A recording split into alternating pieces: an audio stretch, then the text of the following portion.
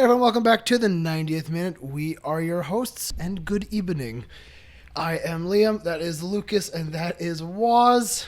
Yes, Unai Emery has been sacked, but before we get into all of that and all the football drama this week, make sure you are subscribed on our YouTube, hit like, comment down below any and all of your thoughts, get involved in the conversations. Hit us up on TikTok, Instagram, Spotify, Twitter, Facebook. We're on most social medias. Links are in the description. Yeah, we're really getting close to 300 subscribers. We appreciate a lot that, of you coming in. Thank you for viewing. Yeah, 100%. You know, we've gained a lot of subscribers the past few months. We greatly months, we're in the last month. Last month, yeah. We greatly appreciate all the support ever since we had one TikTok go semi-viral with our buddy Greg, who's not here. Rest in peace.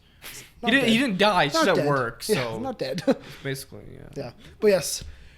We appreciate your support. Keep supporting. Keep helping us get our name out there. And like I said, we're going to start off quickly with Arsenal and Unai Emery. Wait, we're not going to talk about the league-defining match right now? Which one? Southampton-Watford? I mean, in terms of the Premier League, is rather important. I mean, the result sent ramifications throughout the league. Did it? Shockwaves? Yes. Shockwaves across Europe? That's actually what one of the commentators said after the game. Lionel Messi's phone was blowing up. Southampton, big result. Manchester United worried. Yes, they're in a relegation battle.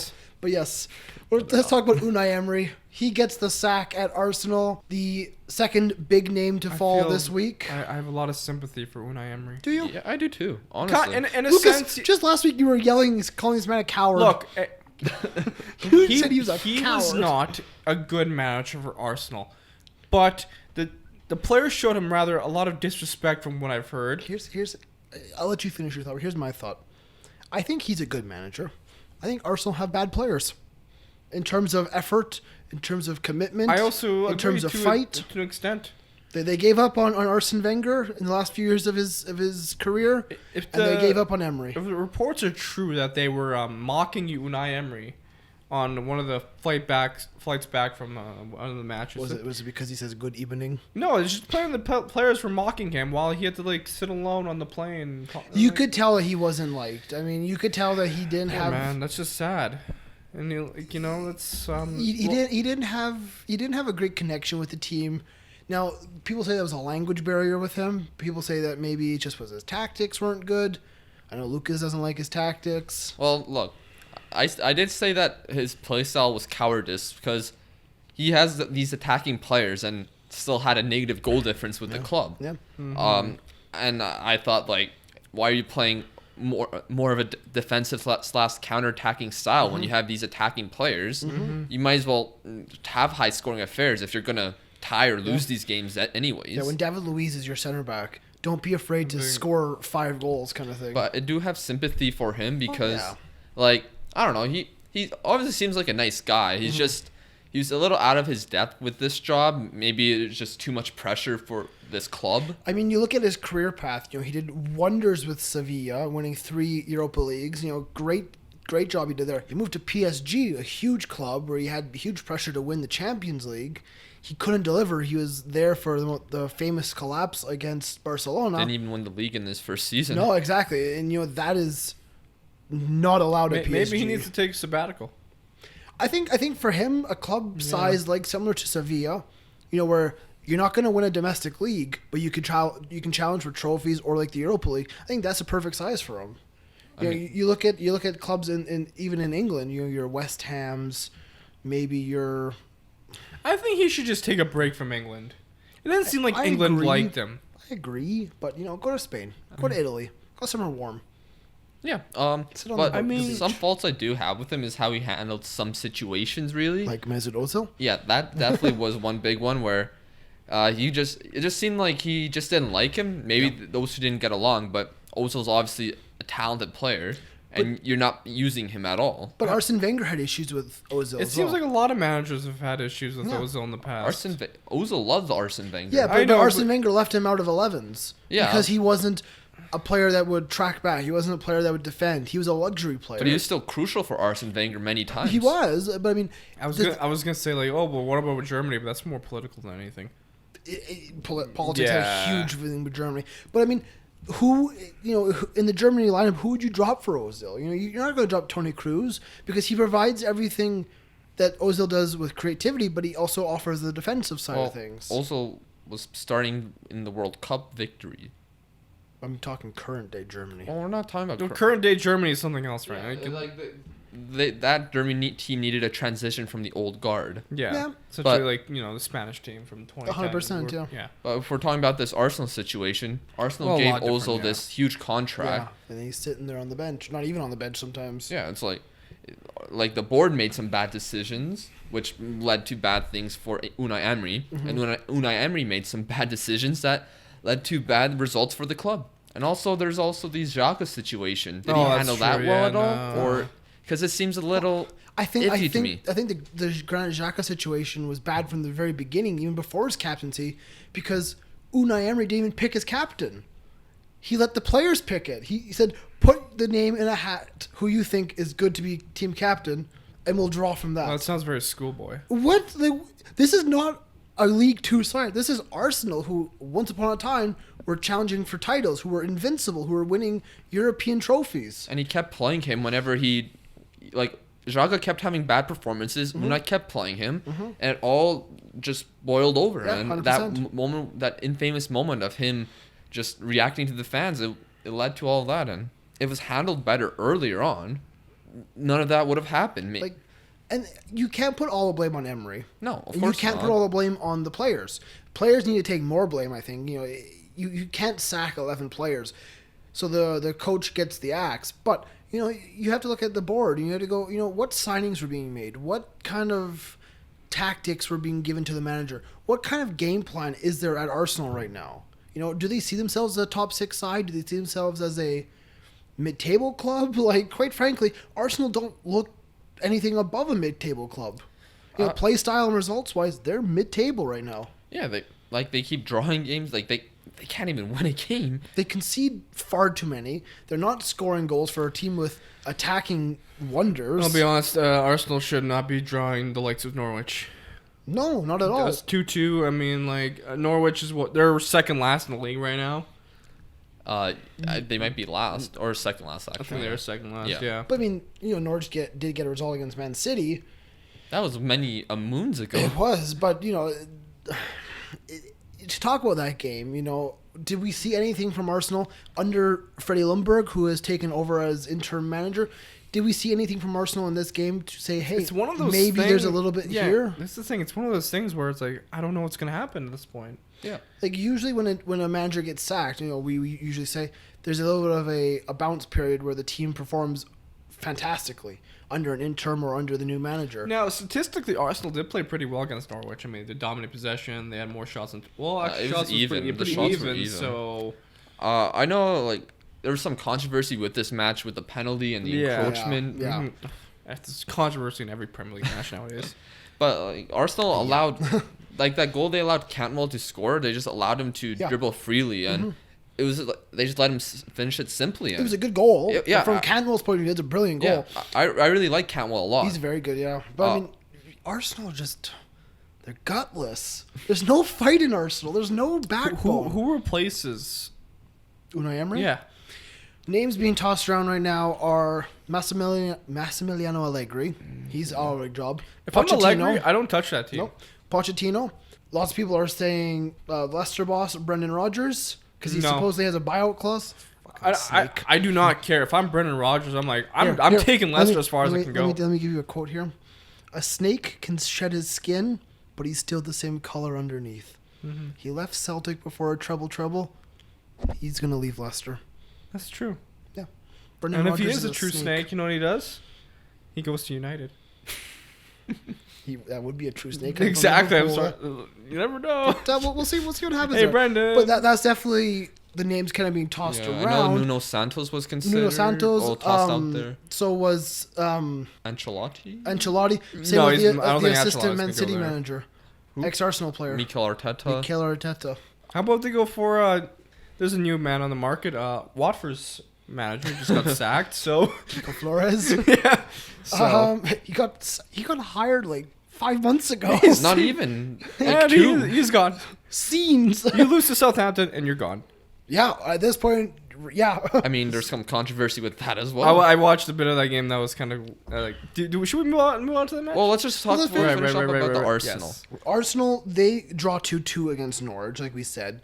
The Arsenal goals, they're not great goals. What was the second goal? I wasn't able to watch the second half at all. So like a toe poke, scramble in the box kind of thing. That's okay. I didn't watch this Arsenal game because I can't be bothered to watch Arsenal right now. Oh, really? Yeah. So we're on a football podcast. We're supposed to talk about the matches we see, and you're like, no. I do not want to watch Arsenal. You just think they're painful? Yes. This is also the same man who watches Celtic, by the way. We're actually winning. I guess it's somewhat enjoyable. I know. Yes. Obviously, not a great result for Arsenal away from home, but against Norwich, against a team that's 19th place, you need to have better results than that. And especially when you have a new manager, you expect to kick up the arse. Yeah. And light a fire, yeah. Maybe there was some, but maybe not enough. So far we've seen that either from Bayern Munich and Tottenham. Arsenal, you kind of maybe expected that, but I don't know. Yeah. Especially against a team like Norwich. Yeah. It just showed that maybe the players didn't really care that Unai Emery was gone. I was like, oh, okay. I think they were actually happy that Emery was gone. Oh, probably, because they were mocking him on the airplane. Yeah. That's disgusting. Oh, that's allegedly. Allegedly. If that is true, totally unprofessional, totally immature. There needs to be more leaders in this team. Who is a leader on this team? I can't even. There's no leaders on this team. I look at this roster like maybe Aubameyang, maybe Mustafi.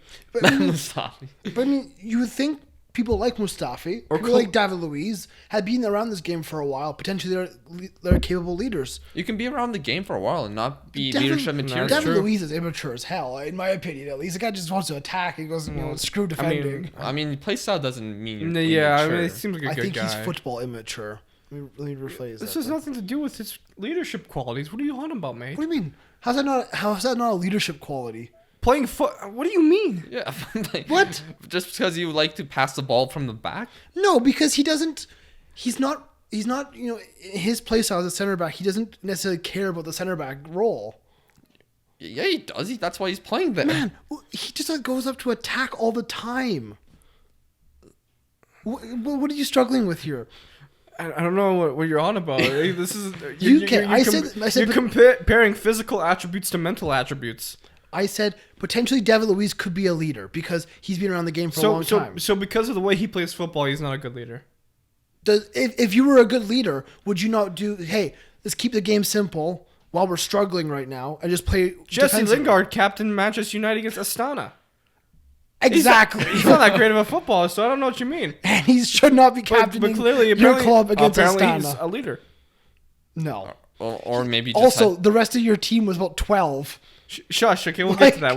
He was the only one that's legally allowed to drink. We will get to the tire fire that is. Yes. Yeah, and then obviously Xhaka is back in the lineup. You would think he would be a leader.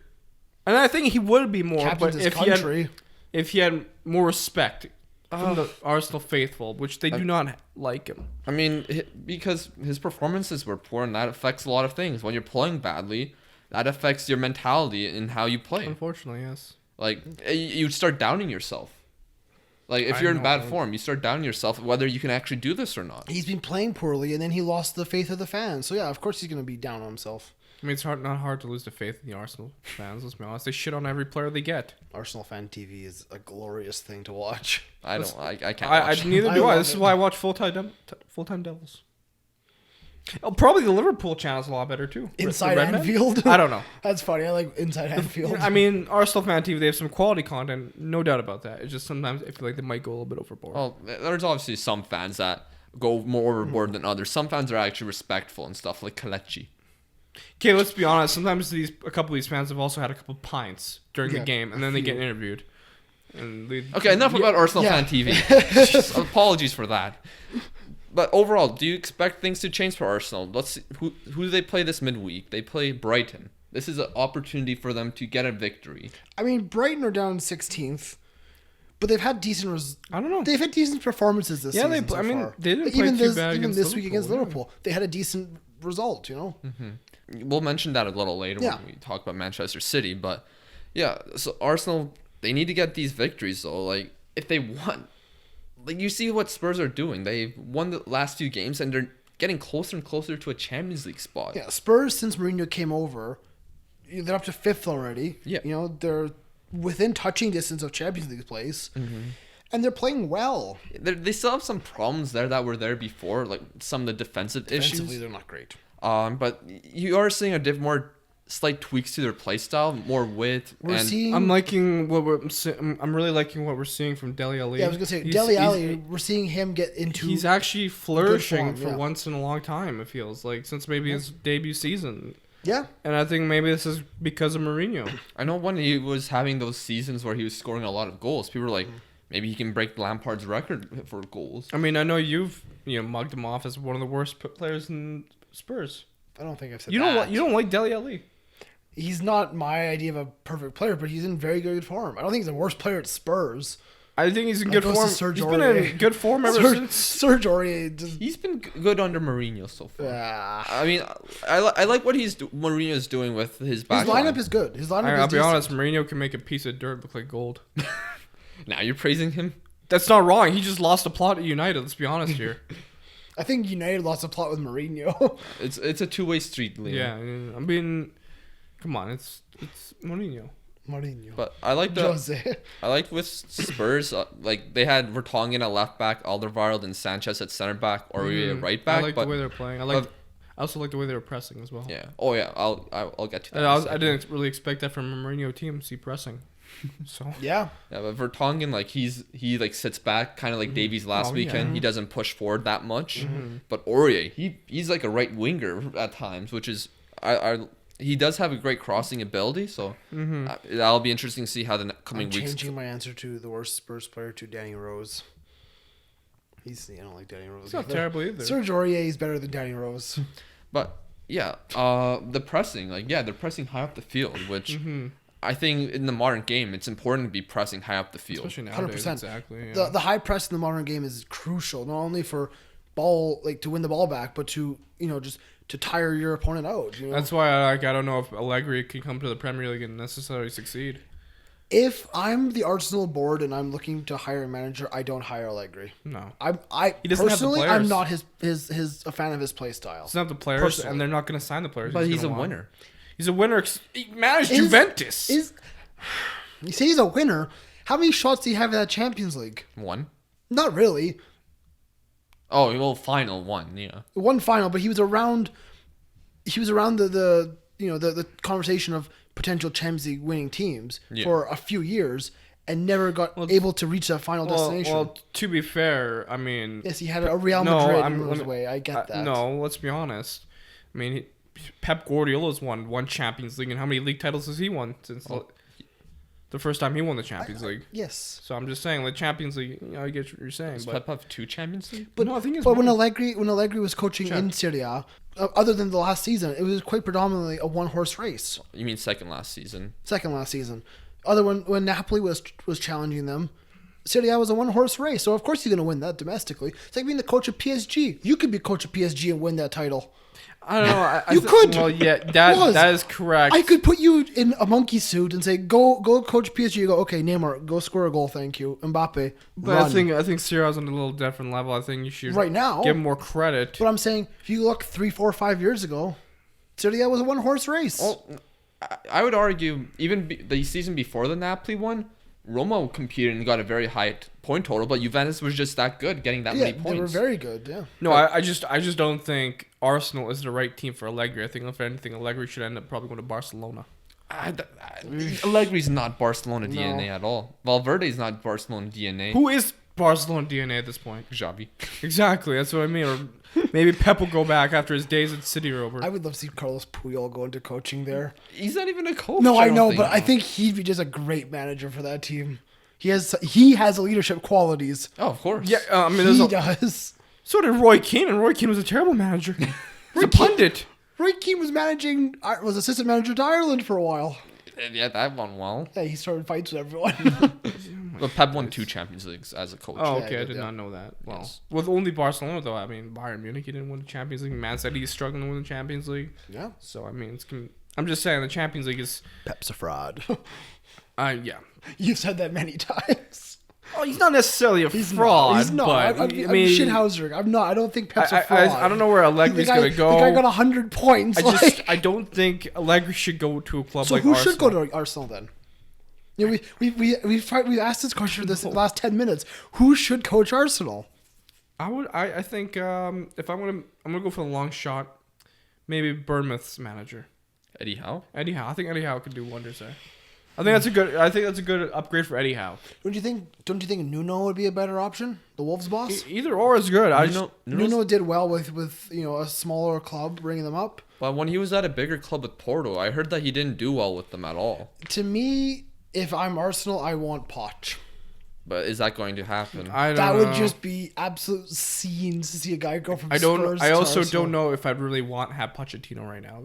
Why not? Considering how it ended at Spurs, it's hard to say if he's the right man for the job at the moment. Poch should take a break, honestly. That's exactly. I think it's kind of silly so do for we Matt. think Ancelotti then? No, Ancelotti's also not going to go to Arsenal because of the Chelsea connection. I wouldn't say that's a reason. I don't know. Mourinho just jumped ship. I mean, I don't know if Ancelotti's necessarily also going to just leave Napoli. There's so many issues going on with Napoli right now. Is that his fault? It's the club owner. The club owner has basically told his players to not talk to the media, that you are banned from talking to anyone. Well, it's a club owner, and also it's a two-way street again. Like, football's not just one person's at fault. It's always one side and the other have issues, and they need to resolve those issues. Like at Napoli, players aren't performing well at all. Trust me, I know all about club issues. Trust me, man. You got some club issues, Woz? Oh, yeah. But you want to get it on the table? You want to have a discussion right here, Woz? Are we done with Arsenal? And Spurs? Okay, who's Arsenal's next manager, and when will it happen? Next manager for them. That's a tough one. If you don't know or have no idea, that's okay. No comment. I mean, I think when will it happen? It will happen after Christmas. They'll stick with Lundberg until Christmas. Get some basic. I think they have to wait and see how they can do with Lundberg. The one thing they should not do is Lundberg starts doing good. Don't give him a permanent contract. Yeah. I mean, yeah, we haven't talked to the option of what if he just stays on? What if he does well? I'm not sure if this is true or not. I've read about it, but I'm not sure if it was debunked or not. But apparently, he doesn't have the main UEFA coaching license. Oh, so he'd be only allowed to manage a first team for 12 weeks. Oh, that's Fair interesting. enough. I mean, Mikel Arteta's an interesting one. I like that. That's a good show. He has no head coaching experience. Yeah. But he's an Arsenal fan favorite. I mean, did Flick have any head coaching experience? But at Arsenal, he's been at Arsenal for quite a few years. You know, he'd be capable of winning the fans over. Or maybe they he could be a young manager to come in and learn the system and get in. They go for a Niko Kovac. Although I don't know, because if you fail at Bayern Munich, that's not a good sign. I think you get eaten up at Arsenal. Yeah, like he got eaten up at Bayern. He's more of a guy that works at a mid to high tier level club, but not quite the elite club. Because the pressure just gets to some people sometimes. Go to PSG route and get Thomas Tuchel again. Not again, but I mean, go to PSG again and get their manager. I mean, that'd be a really good one, but I don't know how he might do well with PSG this season and get a contract extension. Yeah, I don't know how I feel about Thomas Tuchel because I still want Erik ten Hag from Ajax. I think that would be my man at the top of the list of any club. I think he's gonna go to either Bayern or Barcelona at the end of the year. Hello, Man United. Barcelona would be a good. Hello, one for Man him. United. We will take him because we like our Dutch connections. You'll get Allegri. You're a defensive team. Well, I mean, I don't know, man. We've had so many different managers and nothing has worked. Yeah. Can we talk about this shit house? All right, yeah. Manchester United drew Aston Villa. We drew Aston Villa. We should not be drawing Aston Villa. I feel like this is a mid-table battle right here. Honestly, at this point, is the only Aston Villa are 15th. Yeah, United are not a terrible team. What are you? I know. Where are United? 9th. So they're not a million miles apart. 3 points apart. Yeah, they're not a million miles apart. Yeah, it was. We drew Sheffield last weekend. Yep. Then we lost to Astana because we played a bunch of teenagers under 23s. And a lot of people are going to say, oh, well, Liverpool's reserves would have beat Astana. I don't know about that. I don't really know. Because if you ever played football and you play a very unexperienced young team against a very experienced team, the odds are the team with the more experience is going to win. I mean, in that case, sometimes that's true. the way especially it was a son away. Much of these players have never played senior level football. Yeah. So if you're going to be slagging United and saying, "Oh, they should have beat us," yes, we should have beat Astana, but give a credit to Astana, okay?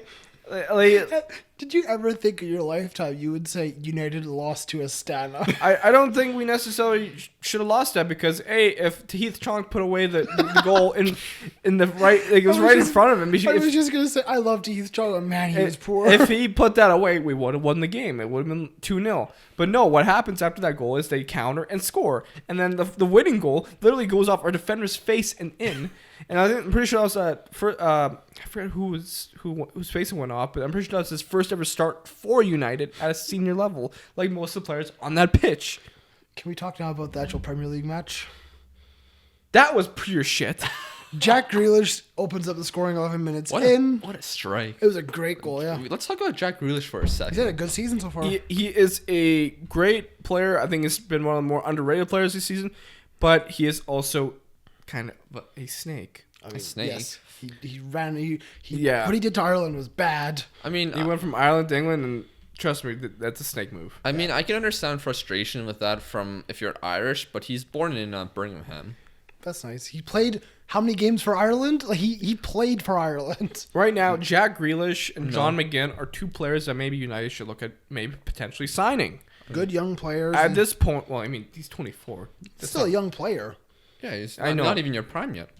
I mean, I'm just saying. And Jack Grealish played for the under-21s for Republic of Ireland, never the senior. At United's current state, they should not be looking to sign marquee players. They need to be looking to signing smaller to okay players and building from there. Right? For example, John McGinn. We can't just go for James Maddison. There's no way in hell Leicester are gonna give us James Maddison with the way they're doing. Well, why is he gonna want to leave? Or if you take him, it's gonna cost you Probably 110 million. Yeah. Same thing. I'd like to get Yuri Tielemans from Leicester, but are they going to sell him? Is he going to want to go to United with their current position? They're doing really well. If you wanted him, you could have gotten him in the summer. Well, that's the thing. And I read a thing online. I don't know where it was from. I don't have the exact source, but it was a interview with Ed Woodward saying, the fans want us to sign 6-7 players in January, and that's unrealistic. That doesn't happen in the January transfer Why couldn't you window. do that in the summer? But what then the fans' reaction, the comments below was, A, we're not asking for 6 or 7. We're asking for 2 or 3 of quality players. Yeah. And B, we're not asking for it in January. We've been asking for this for the past 3 years. You haven't delivered any marquee signings over the past few years other than your center back, Harold Maguire. And Wan-Bissaka. And Aaron Wan-Bissaka. Good signings. Yes, but you need... We're not done. Up front. Yeah. You need a midfield. I'm sorry, that midfield looks so bare bones. It's trash. With it is bad. Fred and Andres Pereira. Like, that's disgusting. Fred's all right, but all right. He's your bench midfielder. Exactly. He's not a starter. You guys spent a lot on him. Yeah. I mean, that's all Mourinho could sign that summer. He didn't really want him to be like the main man to sign. And then Andres Pereira, okay player, but is he ever going to be... He's an okay player, but always does one really brilliant thing a game. I would love to ask Mourinho like what his signings would have been if he had a blank check. Who would you have brought into that United team to fix the problems? I'm sure he had names he wanted to get, and he wasn't allowed. Apparently, he wanted Harry Maguire. I don't know if that was true or not. But I mean, fair enough. Harry Maguire's done well so far. Looking at this game, I only watched the last 20-ish minutes of the first half and the whole second half. They don't deserve wins right now. They didn't deserve to win at all. No. I think United deserved a draw, but I thought Aston Villa did very well from themselves. Yeah. And they conceded late. Well, not late, in the 64th minute, but they went and had a reaction right away and scored. I thought Rashford played pretty well. I thought Juan Mata played okay, but it's just like these are not good performances. Essentially, Daniel James not bad at all. But his goals have kind of dried up a little bit. It all comes down right now. It's the midfield. There's nothing there. There's no creativity, no delivery. You need a new midfield, or at least not a new mid. You need at least a couple players to supplement the midfield, and I still think you need a goal scorer. We need a Mandzukic. I mean, for whatever reason, I thought Shane Long would have been the... I didn't watch... Was. Shane Long? As just a backup off the bench, maybe. Shane Long? Or you have Divock Origi. Obviously, that's looking pretty good. Yeah, he scored in the That's Champions League final. That's kind of what we need coming off the bench. I mean, 32-year-old Shane Longthing for Southampton, who currently has 0 goals and 0 assists this season. Okay, whatever. I guess my mind is not in the right position. He presses well. He works hard, but just off a bench player and then maybe another player of quality like Haaland. Haaland's going to go for 100 million this summer. The man's the hottest prospect in football right now. So why not go to United? Because you're not a hot prospect team. Still have that name though, but yes, but that reputation is dying real quick. The one player that I thought played pretty well for United was actually Brandon Williams. I thought he looked really good. He's actually been playing very well for us. I mean, is that just while is Luke Shaw back 100%? He came on today. Yeah, he came on, but is he back now? Like good to start? He played against Aston. Do you think Shaw starts now over Williams? Or? I don't know. I think give William a couple more games. He's been performing pretty well. He's been at least in form. You got Ashley Young on the bench still. You can toss him back. Like I mean, I don't think we have a terrible defense, right? We can build upon it. I look at your bench. Okay, Lee Grant, backup goalie, whatever. Jesse Lingard hasn't done anything in 20 years. Except for a goal against Astana. Good. And Ashley Young, so far past the best. And then you have Shaw, who's okay. Yeah. And then Greenwood, Garner, and Twanzebe. I think this is the most bare bones United team I've seen in a long time. The only good thing I can say is the defense. Yeah. And maybe Rashford. But like the midfield is not there. Rashford's not a bona fide goal scorer right now. No, I think if you put Rashford in any other Premier League side, like for example, a Liverpool or a City, he'd be scoring tons of goals. But he misses a lot of chances though. He's not the type of goal scorer like example Mbappe. I know very high example there, but when you see Mbappe through on goal, you expect a goal. Yeah, but okay, you said if he was at a Liverpool or a Man City, he's scoring way more goals. Yeah, because he would get nowhere near the Liverpool or Man City starting 11. Well, I don't know. It depends if he was there, because I think if he had the right players around him, he'd be doing a lot more. I'm sorry, if you have a Kevin De Bruyne beside you, you're going to do a lot. I mean, yes, but Bernardo Silva, David Silva. You're telling me, okay, sorry, Mane, you're sitting this week out. We got big old Rashford up top. Rashford's a rather talented player. I'm sorry. He's talented, but does he have that it factor to be? He's still young. A world-class striker. Yes, I think he does. No, I don't think he's a world-class striker. No, he's a good striker, but not world-class. I think he can be a guy maybe scores 15 goals a season and gets good patches of form and stuff, but he will have dry spells as well. But I mean, we need more experienced players on that team, on the bench and on the field. Well, 15 goals Premier League wise. All competitions, I don't know. You might score 6 goals in Europa League. I mean, you look throughout the Premier League, and a lot of these teams have experienced players. Andres Pereira is not the most experienced player. He's not the most talented player, and he's in our midfield. And Woz, I'll give you some credit here, I guess, about Rashford. 7 goals in 14 matches this season. That isn't bad at all. He's not doing terrible. That's actually pretty good. Like if you have a guy that's scoring every 2 games, that's not too bad at all. And I mean, the only thing he has to work on really is penalties, but. Like I watched Bruno Fernandes, like that would have been a great signing for us. It's what we kind of needed in our midfield. That's a guy who's he would have been a good sign. But there's midfielders out there. There's players out there who are not at a top team that you don't have to pay $100 million for. Exactly. But are still very good. Exactly. And you look at that at Aston Villa, where you have the likes of John McGinn doing well and Grealish. Sign Ryan Christie from Celtic. That's a good player. Sure, you guys are doing well in the Europa League. Very well this season. So I mean, and like Tyrone Mings, like we're letting the likes of Tyrone Mings score on us.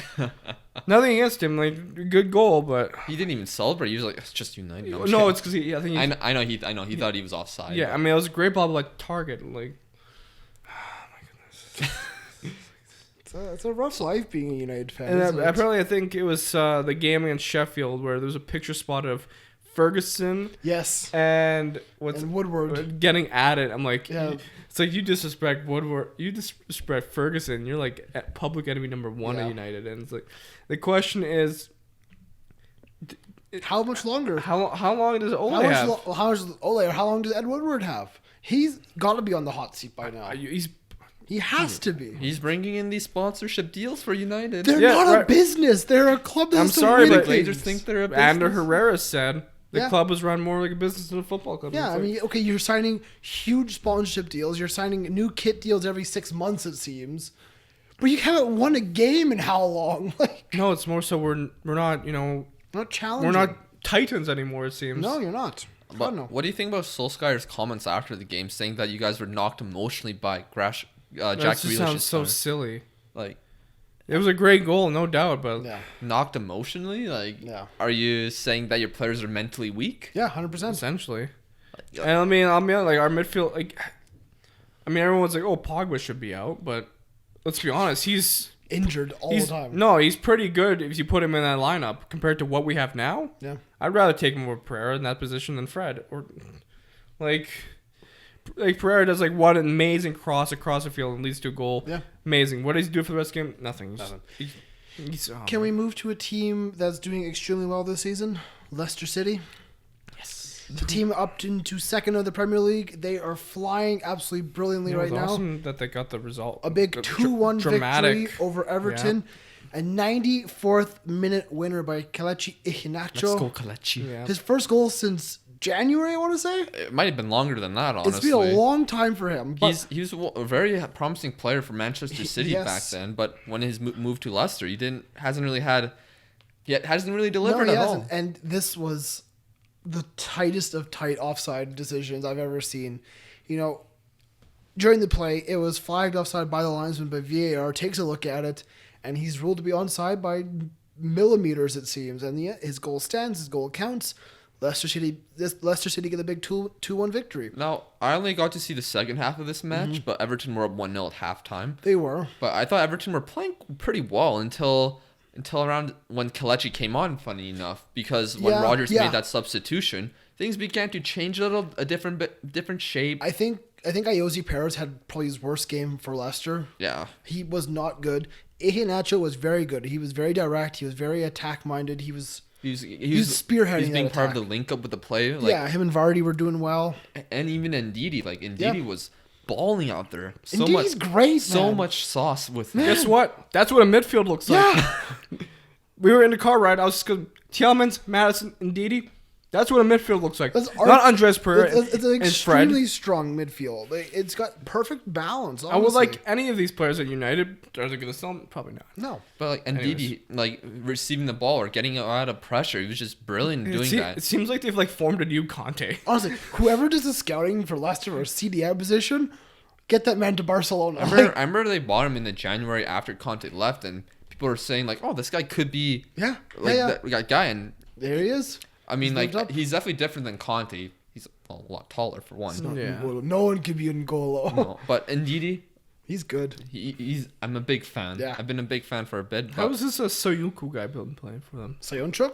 He's immense back there. He does have the things that David Luiz factor sometimes where he does but he take actually a risk. can defend though. Yeah. He knows how to stop a shot. He knows how to make a header clearance. I think I mentioned this on a podcast, but I remember watching him for Freiburg back then. He's like, this guy's not bad, but he was still very young back then.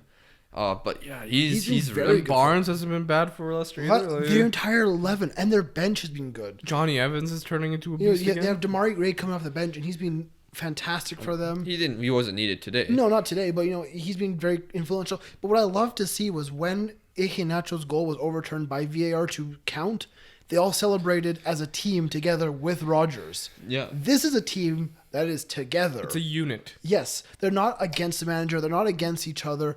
They're together. They're fighting as a team. They get along. Or when Leighton Baines used to be a quality left back. I mean, the man is old. Yeah. Yeah.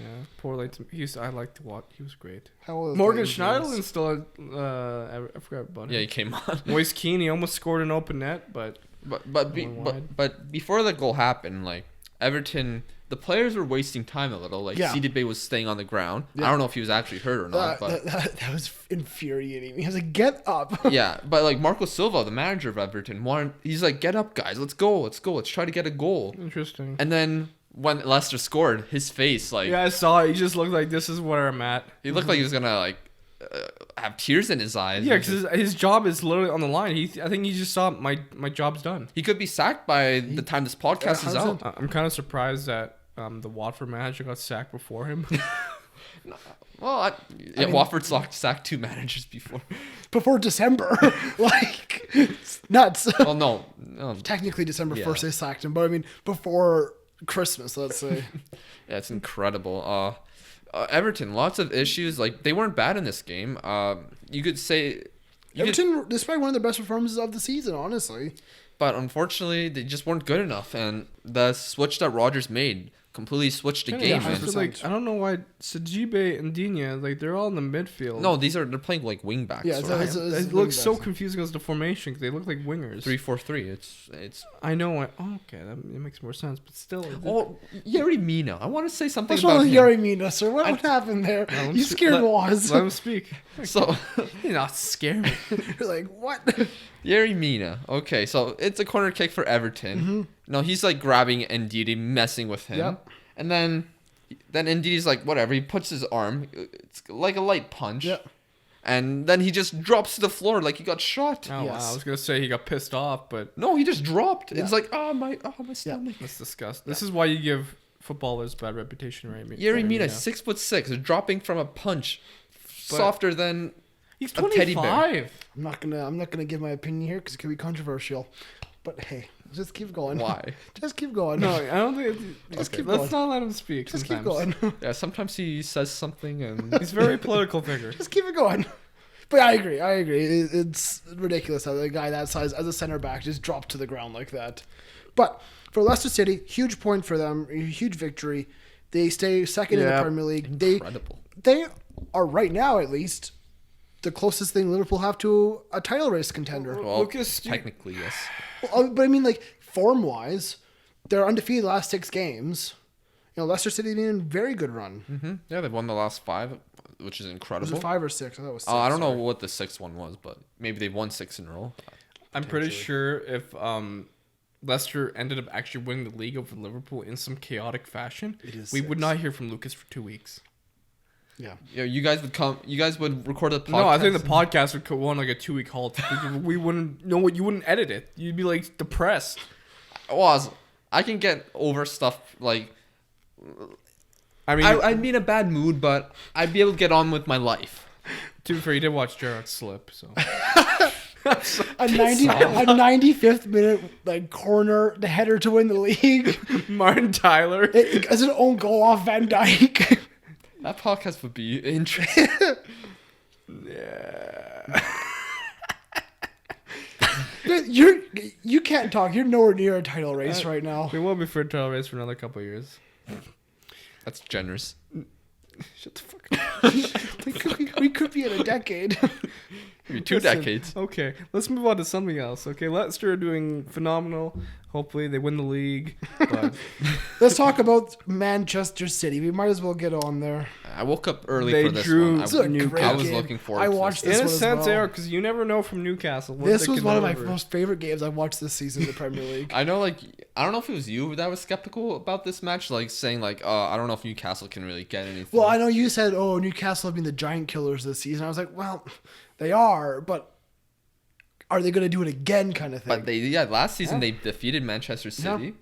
And here, I mean, I got to be honest. The first 20 minutes, I was like, oh, Man City are gonna walk this one. It seems easy. Raheem Sterling scores 22 minutes in, and I go, there you go. There's the floodgates open. But then 3 minutes later, Jetro Williams goes on. What a goal. What a goal. This He's actually very this talented. 90 minutes had some of the best goals this season. Like, nuts. this is incredible. We're not even to the best part. No. And I think we could debate what the best part was here. Because I know Lord Voldemort? I know who my vote goes for. I was watching the kickoff at the same time, and just so fun. True So fun Jordan. watching True Jordy get excited Yeah, about Newcastle. He always gets pissed off at the players, but then when they do something great, he's like, "Let's go." I mean, you look at this Newcastle lineup. They set up defensively a 5-4-1, but they got forward and they used the wing back idea and they were attacking. Thing is about Newcastle, their attackers don't score. What do you think of Joe Maximine? Linton. Maximine. I really like him. I think enjoy- he's one of the most fun players in the Premier League. just very I also kind pacey. of feel like he does a little too much Well, trickery, but I mean, sometimes there's no option. I Sometimes know. he has to do I it. think he's the most exciting player Newcastle have had. In I think ages. if I'm Newcastle, I'm in the market in January for another striker because Joe Linton hasn't worked out. I mean, you have to be patient, but well, I mean, especially we're with him. talking 1 goal in 14 games. You're also That's not good enough. You also your play center for forward. Newcastle. I mean, yes, but they also have a guy in their history called Alan Shearer. Liam, Yes, I know that's a rare diamond, but they need a goal scorer. Let me tell you about a story of a man named Bobby Firmino. Tell me a story about Bobby Firmino. He came from the same club as Joel Linton. Okay. I'm not saying I'm not saying Joel Linton was as good as Bobby Firmino in the Bundesliga, but Bobby Firmino, he struggled early on. Didn't score so much. The Anfield winters, not the English winters, I should say. Okay. Not the most easiest things to deal with for a Brazilian. Okay. But then he went on, the second half of the season came on, he started to pick it up, and now he's one of the most important players for Liverpool. Well, let's give me your thoughts about that story. It's there. A great story. The Anfield winters. That was probably better than the plot for season 8 of Game of Thrones. I feel that could be the Avatar sequel right there. That could be Avatar. It's in the works. Right there. There it is. Jethro Williams. Jethro? The big Dutch man. He's a good goal, but I think he's an underlooked player as well for wing back. He provides a lot of offense. I mean, honestly, I haven't watched too much Newcastle this season, but I know I watched Newcastle against Liverpool, obviously, and he scored a banger of a goal on his right foot, and does pretty well here as well. But Newcastle, they were actually not doing too bad. It was tied 1-1 for quite some time. Newcastle had chances. Dubravka was making some saves. Dubravka had a fantastic game. So then you see Man City starting to not panic, but they bring on Bernardo Silva, they bring on Phil Foden, and you're like, okay, they're like, we need to throw the dice here and start getting a goal. And it does pay off with Kevin De Bruyne in the 82nd minute. Absolute thunder of a strike.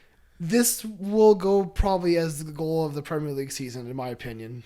I'm going to give it some time. Yeah. I mean, if they win, it doesn't matter, Lucas. The goal was quality. Yes. Yes. But obviously context does matter at times, too. It was nuts. Like that Company goal. You could argue that's the goal of the season because it won the title pretty much. I mean, it killed your hopes. Yes. Yes. That's why I mentioned it.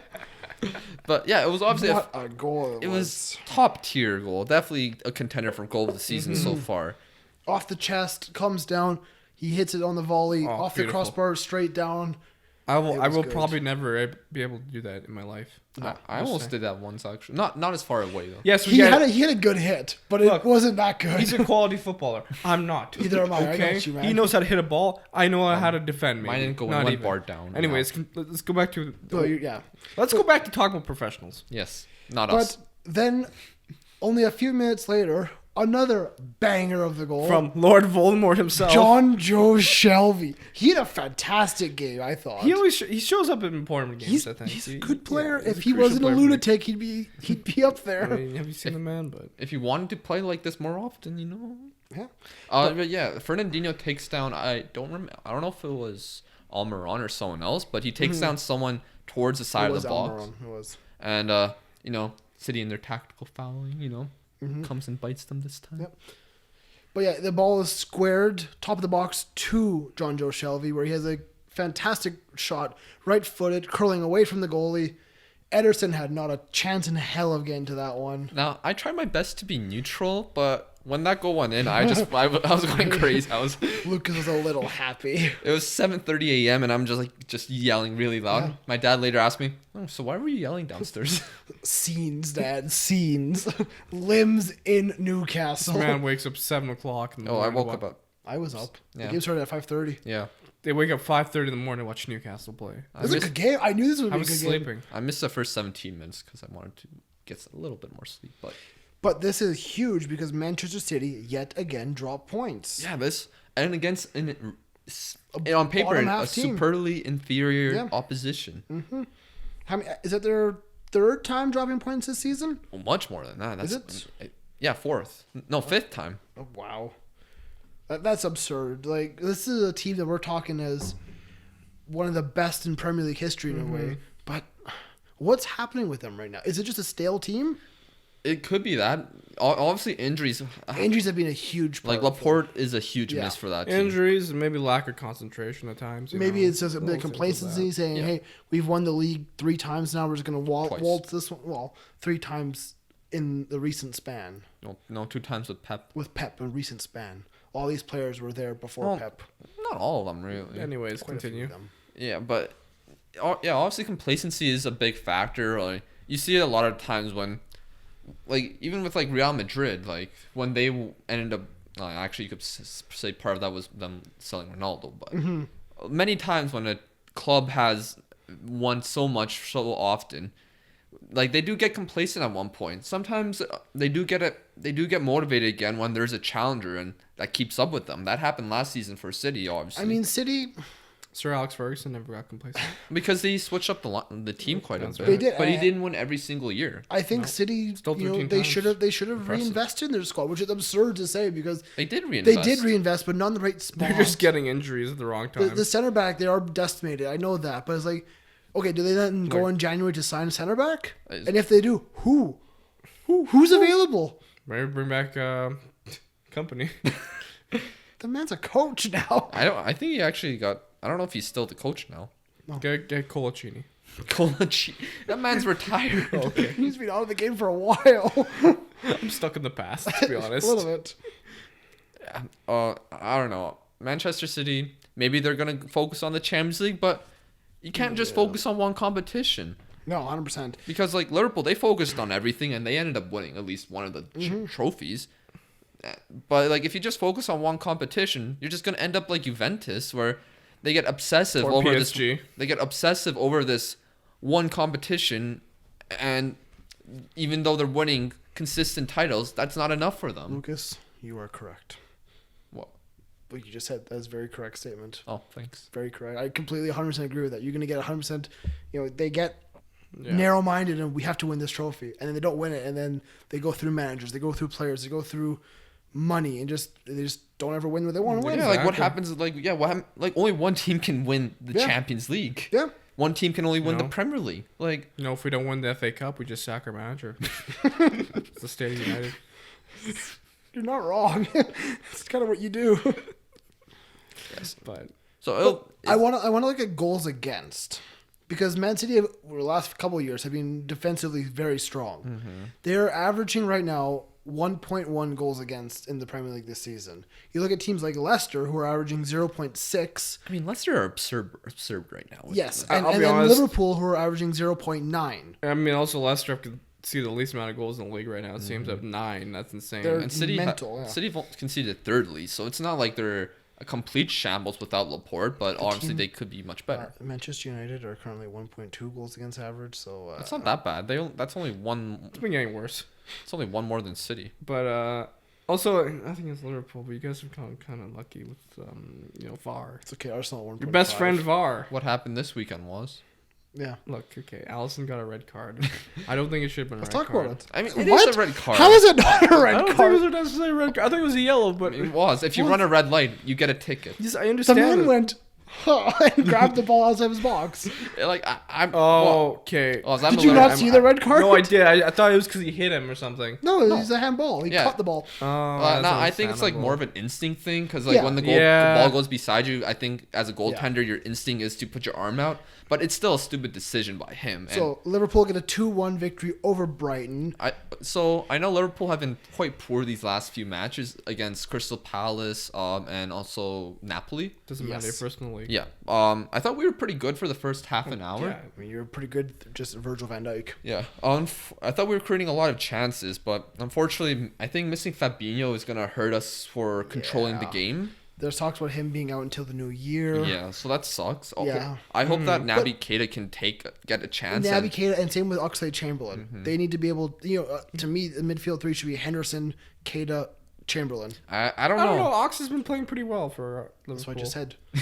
Chamberlain, Keita, Henderson. I don't know, because Genie he's always got that magic in him. I do like Genie. He covers so much ground. He wasn't good in this game, though. He covers so much ground, Lucas. He can't be perfect. I mean, it just annoys me that the talent he has, he just never wants to get the ball. I've mentioned this many times. Just on paper, this team looks so fluid. It's beautiful.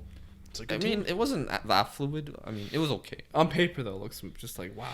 Like, I think Wijnaldum should be doing better. The only thing that'd make this team better, if Lewis Dunk was starting defender. Oh, honestly, yes, you're not wrong. I mean, sorry, Joel Matip, you're out for Lewis Dunk. Also, Firmino and Salah, they haven't been amazing lately. No, they haven't. I mean, I think Firmino's been all right, but Salah's coming back from that injury. I thought Trent played pretty well. I mean, Trent always plays well. Oh, God, he's like he's like Javier Iniesta and right back. I can kind of see what you're saying because the crossing intelligence is brilliant. Xavi and Iniesta I remember reading a scouting report about Gnabry from when he was really young, and they said a good thing that he does is he doesn't cross the ball. He doesn't get himself into situations. He's like what, 20 years old, 21 years old. Yeah, and his football intelligence is off the charts. Yeah, he is. Like, it's insane. Yeah, I absolutely love Trent. Can I borrow his brain? No, I would love to be that good. As someone who's plays, you need technique, Woz. I have two technique. Goals, Shut up. 2 goals from Virgil van Dijk within half an hour. And then, so the Alisson gets a red card in the 76th minute, making things rather interesting. Okay, Woz, let's add to the Lewis Dunk compilation. Lewis Dunk scores. He could have had a few. He almost scored a couple, yeah. He could have had a few in that game. He missed a few chances. There was a chance where it was kind of right in front of him. He could have slotted away. And honestly, Lewis, let's be honest here, Brighton could have beat you. But Lewis Dunk could have beat Liverpool.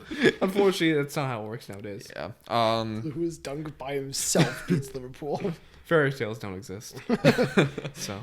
obviously, I thought Brighton actually played it quite well. They controlled the game. They're obviously a team that passes the ball very well. They're nice combinations. Obviously, they don't have the best team on paper in the world, so they aren't in the highest place in the table. But yeah, I think that they played well against us. I don't mind their team though. It's not it's not as solid as like the top 6, but it's balanced in my opinion. Yeah, Pascal Gross is always good. Mm-hmm. Aaron Moy, gotta love the big Aussie. Ryan is a solid keeper. So. Yeah, it's. I think like obviously the team can be much improved. Well, of course, but that's honestly, I just think this is a very bang average team that just does well together. Yeah, I mean you're probably not wrong. So, what else have we? I also want to praise Lovren. No, he was very good against Napoli. He was pretty good against Brighton. I thought. Mm-hmm. Like I don't know if we can see Lovren play well like this for. Yeah. As long as possible, I won't be mad. You just want Matip back, though. I love Matip to be back because he's almost perfect. Yeah. Hopefully, Alisson being suspended won't cost you a victory. I mean, Adrian's not a bad back. Adrian was there for the beginning. Although of the he did kind of look shaky though when he got put up on. It's pretty cold, and you come off the bench as a goalkeeper. It's cold. This is the Jurgen Klopp excuse book. The wind, the grass. Well, he did say the light. The English English referee. Yes, the English media. I mean, it is hard coming off the bench as a goalkeeper in a tense situation, and then when the goal goes in right after it happens. Yeah. Like obviously, maybe. Well, let's talk about the goal because the goal was.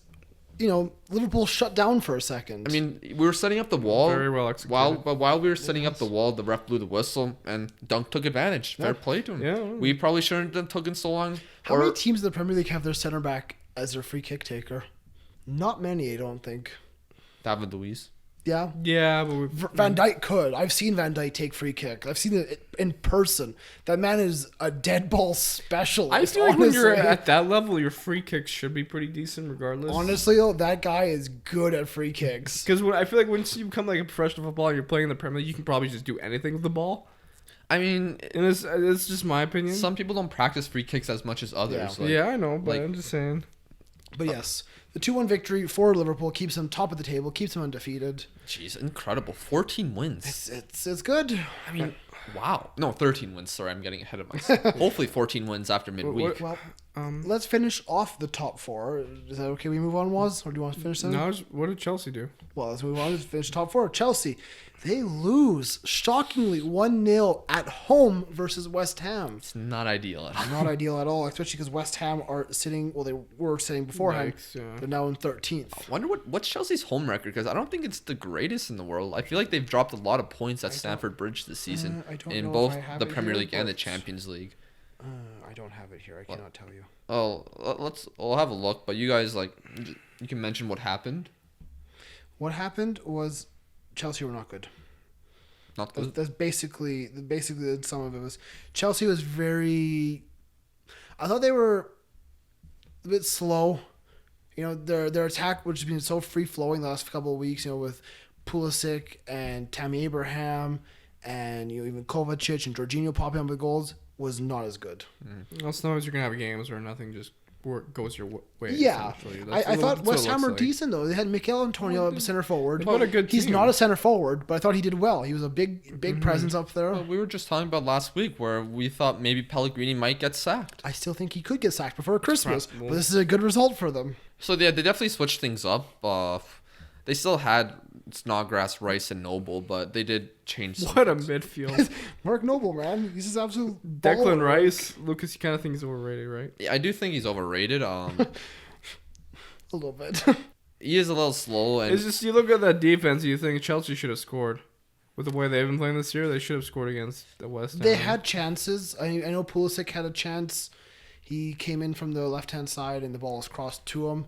It bounced around in the And box. to be fair, but, it's not like, Chelsea played all the young players again. They had a lot of experience, Giroud and Pedro. maybe Giroud's the problem right there. Yeah, like the fact Tammy, that Giroud started, not Abraham. Yeah. maybe Tammy Abraham was a bigger miss for Chelsea than How long is he everyone out thought. for? I'm not sure. It might be a couple days, but Okay. Yeah, this was a slightly rotated Chelsea side. Giroud Giroud with Pedro starting. But Kepa made incredible saves this game. I think he made about 4 or 5 like really, really top tier saves that kept him in this game. he needs to be consistent. Yes, I agree. He needs to be more consistent, but he did very good this game. I know Reece James. He had a lot of crosses that should have been taken advantage of. Apparently, he was playing decently, taking notes from Trent, just crossing the ball. But Cresswell, he scored a great goal. Yeah, like you mentioned. So I don't know. It's weird seeing Cresswell score on his weak foot, but And Cresswell's not terrible. Well, it's weird seeing him score in general. I mean, Exactly. yeah. Spurs. We did mention Spurs. We did earlier. mention Spurs. We did mention How about the 3-2 victory. Let's go quickly. Wolves drew Sheffield. Big mid. That was a big match. That's a It was good- one of that's the a good games result, we yeah. tried predicting. 1-1, so it kind of was not as exciting as I had hoped. Well, maybe I didn't get to watch it. So. I mean, there was a goal in the second minute from Lise Mousset, who has been playing well for Sheffield. this Yeah, season. And Doherty scores in the 64th minute. So Crystal Palace, big 2-0 victory on the road at Burnley. Goals from all I'm saying is Wilfred Zaha and Jeffrey if Schlupp. Sheffield would have won that, they've been 5th place. Like, who would have thought that? Yeah, 100%. Like, Is Zaha? He's starting to score for Crystal Palace. no, That was his first goal in a long time for them, yeah. No, second game in a row. He scored. Second game, sorry. Yeah, second game in a long Clueless. time. Mate, get off my ass.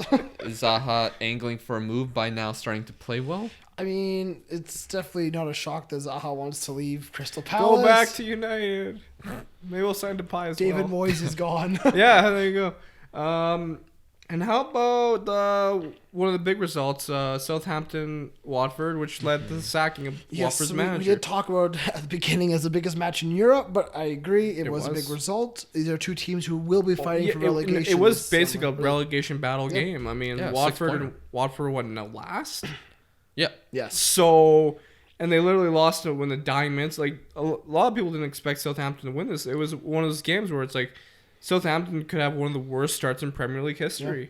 Yeah, Watford, they were leading for much of this game, but a late goal by Danny Ings made it 1-1, and 83rd minute, James Ward-Prowse pops up with This the is other actually, goal. in a sense, it was quite like a back and forth match, you know. James Ward-Prowse actually has done okay this season. Well, let's talk about the controversy in this What match. controversy? I Lucas? saw the. Tell me the So, controversy. I think it was for Danny Ings' goal. I think it was Genpo who was dribbling the ball, taking on. I don't know who he was taking on. I think it was Holbas. Maybe I might be wrong there, but he tried to like. Was Holbass. Okay, he was like body feinting or like doing a step over or something and then exiting to the right, but like there's a deflection with the defender, but then the ball hits his hand. His hand propels the ball to go a little forward. Oh yeah. Which led him to be able to, I think, pass the ball across. Yeah, which he's led squaring it Ings' to goal. Danny Ings where he's waiting to just put it home. Now, it was a bit of a messy goal, but the VAR didn't catch the handball, and they said after the game that if they saw that, they would have. And it's like, It would have been a goal. VAR, what are you watching? Like, I quite mean, literally, that's your job. It's right now very Every week we have VAR in the Premier League. It seems to be very inconsistent at the moment. 100%. And I'm going to be honest, I think whatever system that the FIFA video games have is better than VAR. Debatable. As you guys saw from my Snapchat. I'm just saying, in the games of FIFA, they instantly catch my offsides. Because it's a computer game. So maybe, the Premier League should talk to EA and, hey, can we borrow this? We'll give you this sum of money to actually fix your game if we take your offside system and put it into the Premier League. In a sense, it could work. You gotta experiment. We might as well have everything controlled by robots too. Well, yes, that is what society's going towards. Let's, though, that covers all the Premier League games from this week. Just quickly look forward to the midweek games because there's some big games here. Manchester United. You boys play host to Tottenham Hotspur. Okay. Jose's back. He's getting welcomed to the red carpet. Back again. So we're going to lose. We'll see.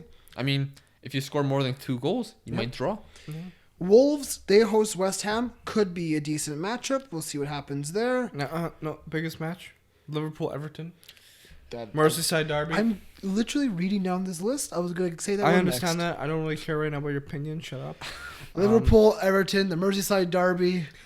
This could be a potential last game for Everton boss Sanchez. You know, if Sanchez? what did I say? Sanchez? Sorry, sir.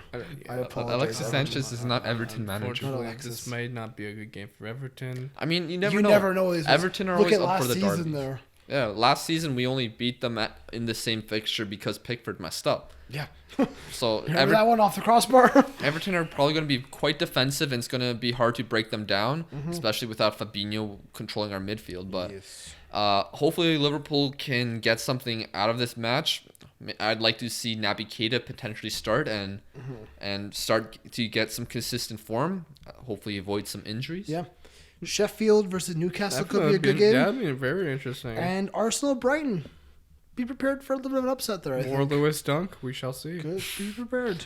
But that'll cover the midweek Premier League games. Just a little teaser there. Yeah, we might not be able to cover it. We'll see what happens. Yeah. Wouldn't it? Oh, and that. Oh my God! The week after that, United plays City. Oh my fucking God! You play Spurs and Boys, Wallace thoughts. Why? Why is this happening? would you rather go to Germany or Spain? Germany. Okay, we're going to the Bundesliga. Of course. Bundesliga saw one hell of an upset this week. Where's the noise? I don't want to do the noise. Look, Bundesliga, big things happen. Red cards happen. But let's talk about the big game. Bayer Leverkusen versus Bayern Munich. Oh my God, it happened. Bayern Munich lost under Flick. No, but the craziest thing happened. Lewandowski did not He does score. not score. It's like This match was insane, honestly. Bayern Munich had so many chances to score. They had chances left, right, center, top, bottom, middle. I don't care what other words that don't make sense. They should have scored probably 4 or 5 in this match. For the first time in human history, Lewandowski is not clinical. Like, I actually have a message from Fabian. He spoke to me about Flick. if you are new to the 90s, Yeah. Fabian's a good friend of He is our Woz. German correspondent. He's at a this point. big Bayern Munich Quote fan. from He Jupp comments on- Heynckes. As comments a on- coach, okay. he's a gem. Talents like this have to be recognized and supported. Hansi Flick is a predestined as head coach at Bayern, an ideal man for this position. So So actually, he wants Flick to stay.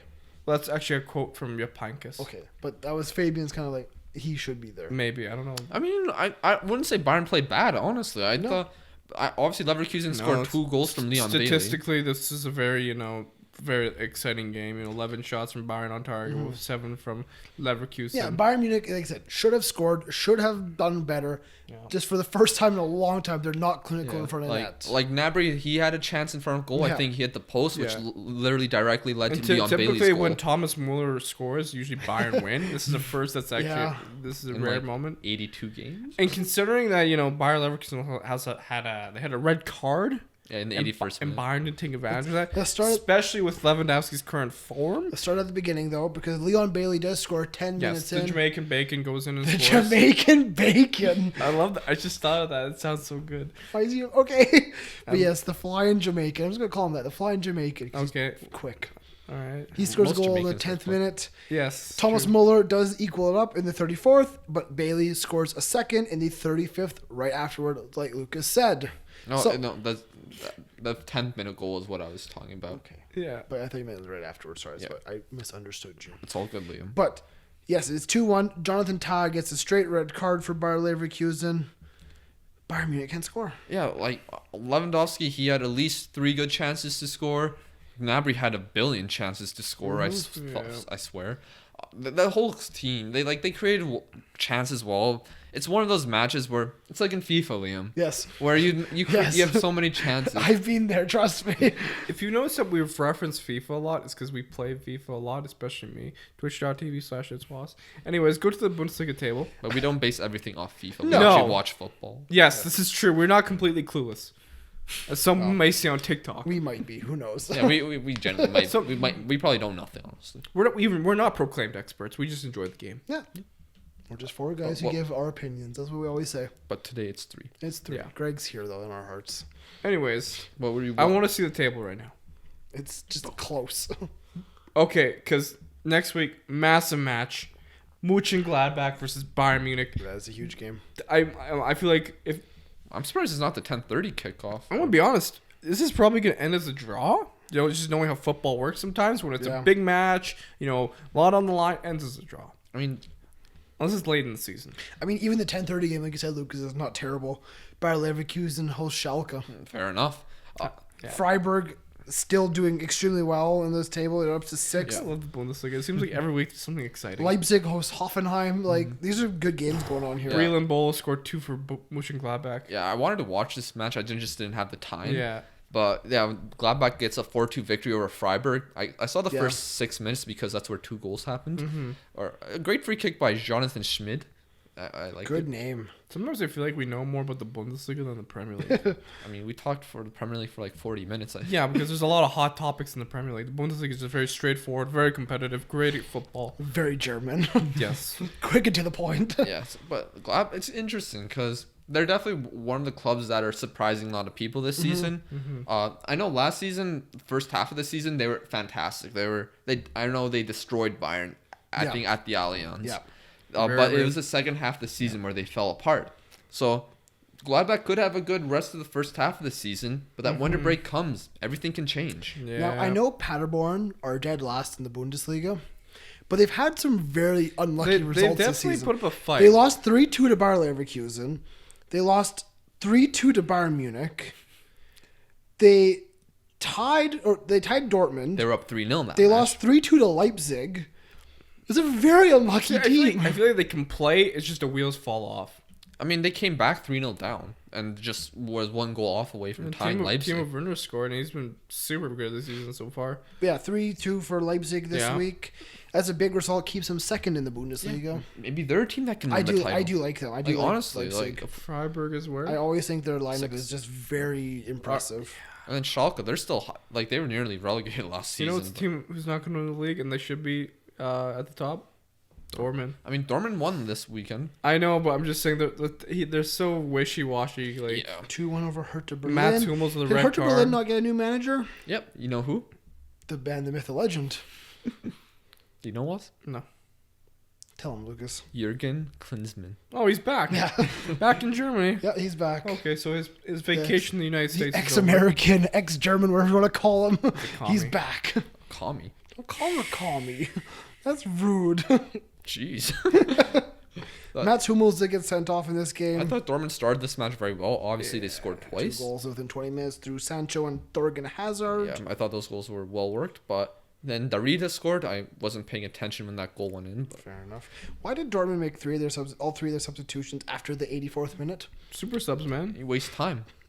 I mean, don't you think you would have wanted them, during the game? It's 2-1. You've got a man sent off. I mean, to be fair, they already they That's had why three they had to waste time. They had a man sent off. Yeah. Don't you think you want to rotate your squad maybe around the 60th minute, I mean, 70th? They brought on Mario Götze in the 92nd minute. waste time. That's how you do it. That's disgusting. Games management, Liam. No. You could learn a thing or two in your FIFA career mode. My game management is just kick the ball out and just say, sorry, ref, sorry. This guy. Just go for the throw-in. But they had Waste three. time. They started with 3 center backs, so obviously one goes off. You go to a 4 back and you kind of defend a little deeper. They have been wishy-washy. Obviously, they almost tied this match. I know Hertha Berlin did score, but it was ruled offside eventually by VAR. So it's gonna be interesting because there's still, I want to say 3 matches. Yeah, 3 matches left in the first half of the season.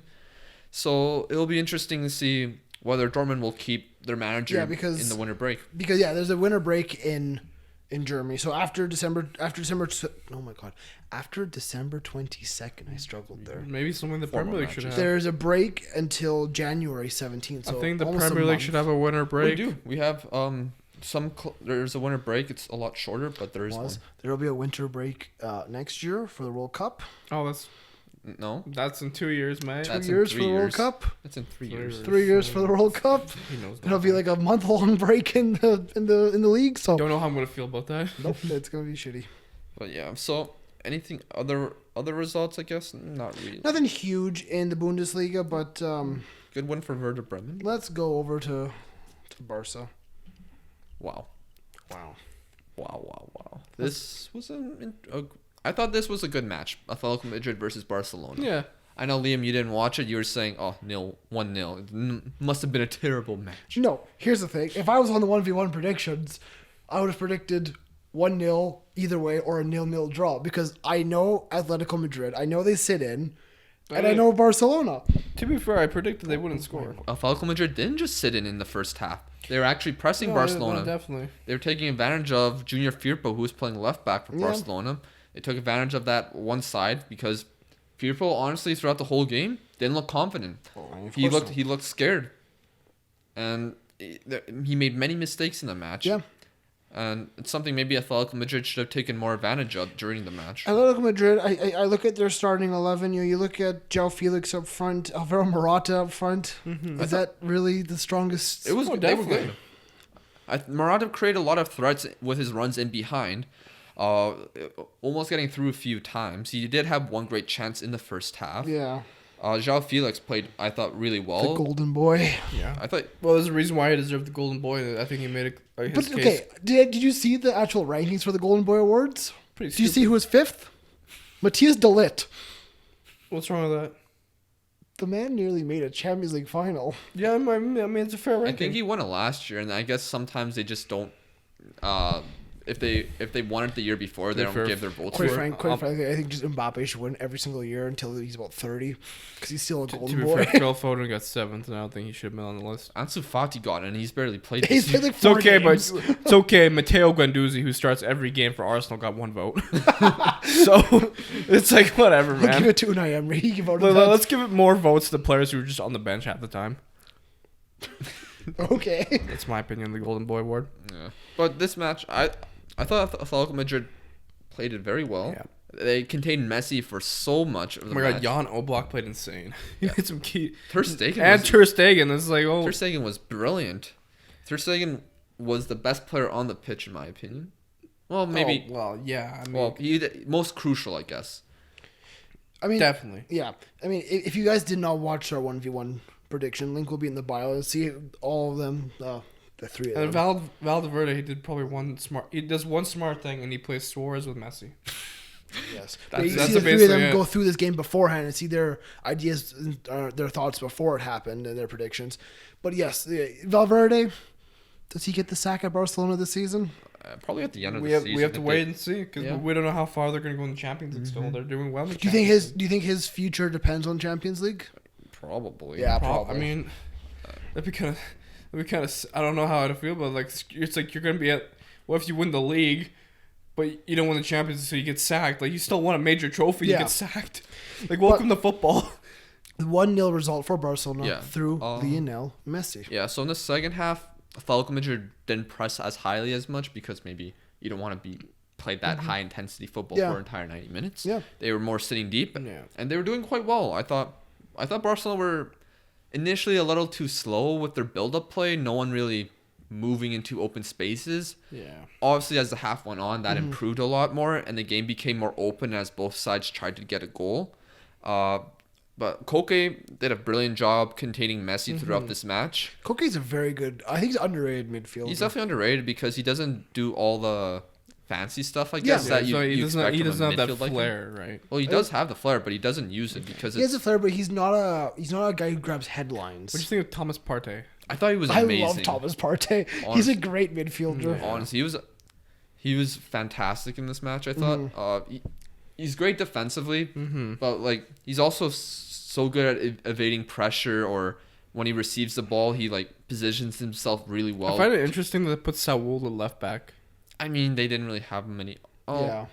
Yeah, I mean, remember Saul? He's also one of those really good midfielders. Although I feel like he should be at a higher level at what he is now, but yeah, like obviously with Diego Simeone as your manager, if you're more of a flair player, that doesn't always get I feel shown. like Diego Simeone is a tactical genius. I think Simeone he's a general. Yeah, You do what he does. He tells you. He You does don't do his it. Get off best the with field. what he has. But anyways, the goal though. Yes. So, A little Messi magic. So Lamar has the ball on the right side of the field. He got subbed on like sometime in the second half. Only thing he did led to this. He tried to switch the play, wasn't good enough, gets intercepted.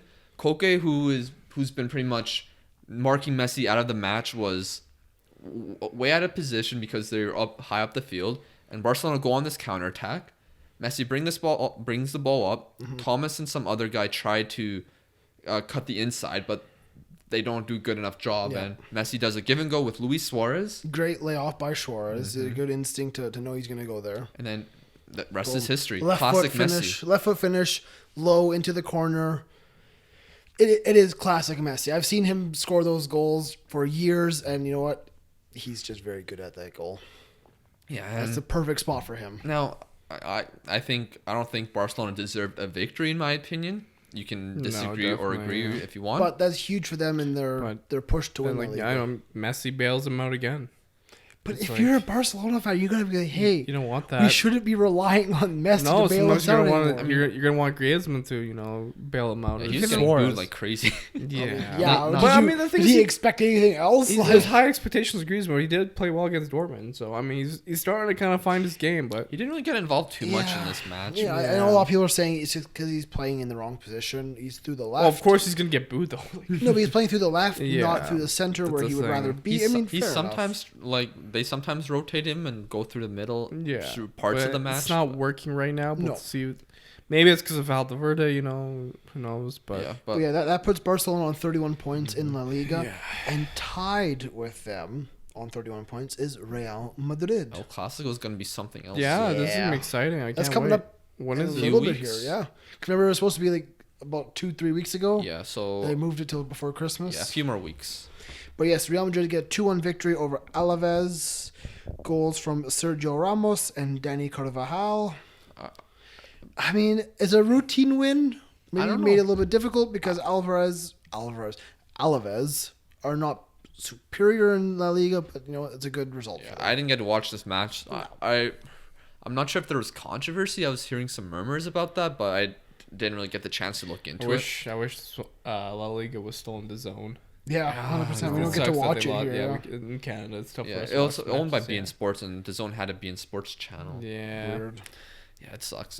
You can still watch some Fubo TV. Fubo TV, that's where you want to watch some La Liga in Canada. Check it out. Shout out by Lucas. But you have to pay extra money, obviously. Yes. Pay extra money to watch Fubo TV. Sevilla, 1-0 victory over Leganes. That keeps them up in third. They're doing quite well. They are doing well. And Real Sociedad, who I know Lucas is a big old fan of, they got a 4-1 victory over Eibar. I was trying to find some way to watch this match, even as a replay, and I couldn't, so...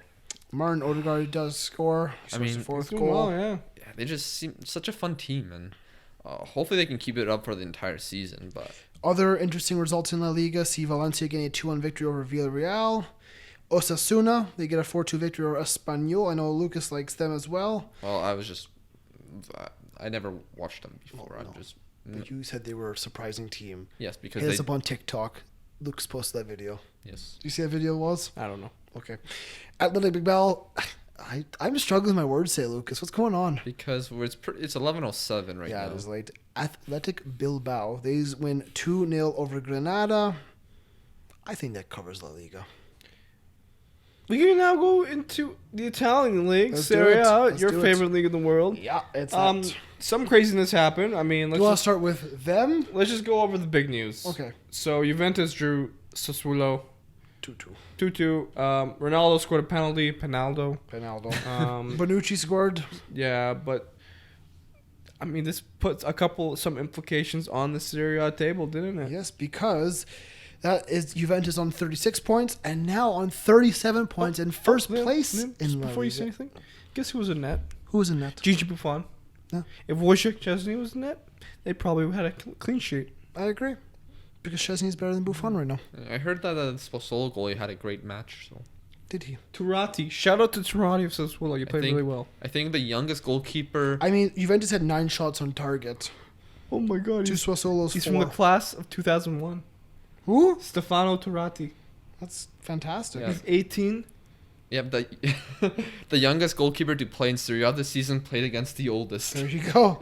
Good But yes, Wow. now topping Serie A, Inter Milan. They get a Beautiful. big 2-1 victory over And this is Spal. apparently their best start to a season ever. They've been very good this year.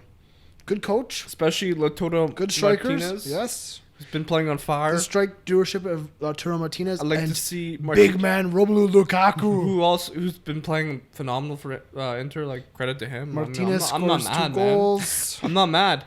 Like, good thing you left United. That place is a dumpster fire at the moment. Yes, it But is. This is a good Inter squad. I was say Lautaro Martinez. If he's gonna go anywhere big, I think he should go to Barcelona. Take over for Messi. No, it's Luis Suarez. I'm looking at Maybe. just the name, LM, the No, nationality, okay. Argentinian, No, the number. First of all, he's never gonna wear the number 10 at Barca. Why not? That's gonna be retired. I don't think so.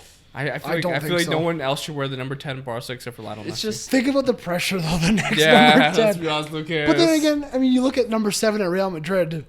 That went from Ronaldo to some 18-year-old. You no know? one to Mariano Diaz. Yeah. How old was he? Like 23, 24. yeah, Oh, that's he's the younger thing. than that, So, but anyways, continue. But yeah, but I think he could go to Barcelona. Like I said, he'd be good for Yeah. them. But he is doing extremely well. He can become for an Inter Inter legend. Yeah, it's true. Especially if they win the league. I mean, He's currently got 8 goals in Serie A, 14 games played. You look at his Champions League record, he's got 5 goals in 5 games. it's just so nice to see Juventus not the top for once. I mean, Napoli. I mean, won that. it's I know, only I'm 1 saying- week. It's only 1 week. But Yeah. yeah, like I mean, 2 seasons ago, Napoli was the top for a bit, right? Yeah. Or they Yeah. were chasing Juventus, and look what happened. Juventus always finds a way to get back at the top. And corruption, maybe we don't know. No, we won't go there. I know you like Liam likes politics. Liam likes his conspiracies. That's so true. This guy was fucked up in the 8th grade. Okay, it wouldn't be the first time Juventus had a little bit of Yeah, they a got little bit of relegated something a lot of under time. the table Yeah, kind of we thing. understand that. But hey, other interesting results in Serie A. Atalanta, Lucas' favorite team, they win 3-0 over Brescia. Come on, the bigger result was Bologna. However you pronounce her name. Bologna. Bologna beating Napoli I was 2-1. getting there, but yes, they do win 2-1. A late goal ruled out for Napoli to tie it up in the 96th minute. Fernando Llorente was ruled Although offside. Napoli had 30 shots but only 6 on targets. That's ridiculous. Honestly, Napoli has been. They're Bad. The thing is, they Since looked all the pretty good problems against with their Liverpool. owner. They started the season off really well. They had the issues with their owner, and now they just got to shit. Oh, it's not just the owner; it's I'm themselves. blaming yeah. the owner, The Lucas. players should look at themselves too. I agree. I thought they played really good at against Liverpool, and I was wondering, this is weird. They play a weird thing against Liverpool where they just sit. They had 1 shot on net against Liverpool and went in. They sit back and they defend and they just play full on Italian style. It worked. It worked 100%. Yeah. It stops you guys. In a your very tracks. stagnant play. Yeah. But you can't play that against teams that are worse than No. you No, because definitely not. like they haven't won in 8 matches. Yeah. Wow. For They're a club like seventh- Napoli, that's They're 7th in Serie A. How many points are they off top 4? Off of top 4, well, they are 8 points off because Roma's 4th on 28 and Napoli's on 20. Now, I'm very curious. Is this like where we see maybe They're also 17 points off top spot. who from Napoli could you see leaving? Because they have some really quality players. Let's look at their lineup right here. Okay, I mean, their goal. David Ospina. I mean, Murray is their starting goalkeeper. Yeah. He's gonna stay. The big ones are Manolas and Koulibaly. Manolas will stay because he just joined. He's 28. I think Insigne will stay. He's loyal to the club. I don't know, man. He is a Napoli boy. He is. He's Yeah, going up but But supporting the question that is, club. would the likes of Mertens stay? Where could Mertens Okay. go if he were to be on Yeah. the market? Okay, who I see, I could see Insigne leaving. I could see Okay. Mertens leaving. I could see. Zelensky. I don't know. That's interesting. Yeah, that one's a hard one. Callejon, I could see eventually transition out. Mm-hmm. Pretty much the guys that were part of the main guys that were Yeah. part of the squad that was near the title I could see them leaving mean, either in January or in the next summer. I think Koulibaly will be cashed in on sooner rather than later because you're talking 100 million for this guy. You take that money while it's on the table. And then Fabian Ruiz, he's a potential. He could potentially be a world class player. He is very, very good. Yeah. Like, is he gonna stay if Napoli don't get Champions League? No, he's someone I think could go to a big Spanish club. Yeah, like Real Madrid. Yeah, 100%. Yeah. I think he definitely has the talent. I know Mertens. He had a great chance to take the lead in this match, and he didn't take it. But this is a club that you can see being torn apart now. I mean, you have will Carlo Ancelotti stay, or will he be moved? Well, maybe this should have happened after they didn't win the title. You know. Yeah. You know, it hurts you mentally when. Because whenever a club gets so close to winning a title, you can either do one of two things. One, you stick with the team you have that got you there and say, okay, do it again. Or you say, you know what, guys, you almost got there, but now you're going to be so mentally and physically tired and they drained. reached their peak. You just switch it up. Yeah. You rebrand. You bring new players. They also switched their managers, so maybe a transition period would have been more beneficial for Napoli. Yeah. I know they'll be fine because they're a really well run club. Their finances are well run. I know you don't like their owner. But I mean, I don't hate the guy. All I'm saying is there's a lot of off-field issues going on with him. But he does run the club very well. Yeah, fair enough. Like they do have a lot of money from Champions League that they do save. I thought you were going to say a lot of money from China, which they do have. What? They have Chinese investment in Napoli. They do? I'm pretty sure they do. I thought I read that. He reads a lot of weird shit. Continue on. Yeah, there's definitely some of the core players that were part of the near title winning team could definitely transition even as soon as January, I've heard, but I've read. I don't have contacts. The team that kind of took their spot so far is Lazio. They're up to third in Serie A. They've been scoring a lot of goals lately. Have you seen Ciro Immobile's goals? Immobile has scored quite a few. He's top goal scorer in Europe. That's nice. He didn't score against us. That's insane. 17 goals in 14 matches. It's crazy how he does so well in Italy, but when we went to Spain and Dortmund, he didn't do as hot. Well, maybe when he comes to Glasgow, he doesn't do too hot either. Let's be honest, a lot of teams go to Glasgow and don't do hot. Yeah. Except for the Champions League.